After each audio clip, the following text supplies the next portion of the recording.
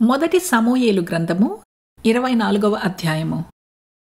సౌలు ఫిలిష్తీయులను తరుముట మాని తిరిగిరాగా దావీదు ఎన్గేడి అరణ్యమందున్నాడని అతనికి వర్తమానము వచ్చెను.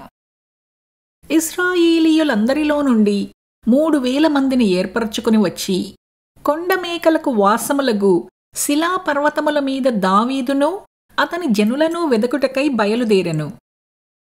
మార్గముననున్న గొర్రదొడ్లకు అతడు రాగా అక్కడ గుహయొకటి కనబడెను.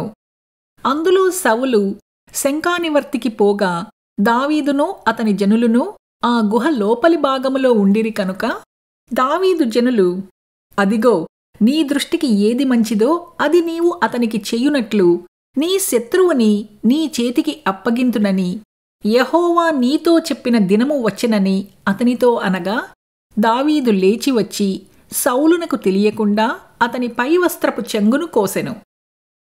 సౌలు పైవస్త్రమును తాను కోసెనని దావీదు మనస్సు నొచ్చి, ఇతడు యెహోవా చేత అభిషేకము నొందినవాడు కనుక యెహోవా చేత అభిషిక్తుడైన నా ప్రభువునకు నేను ఈ కార్యము చెయ్యను.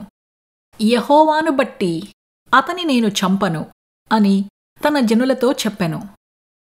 ఈ మాటలు చెప్పి దావీదు తన జనులను అడ్డగించి సౌలు మీదికి పోనీయక వారిని ఆపెను.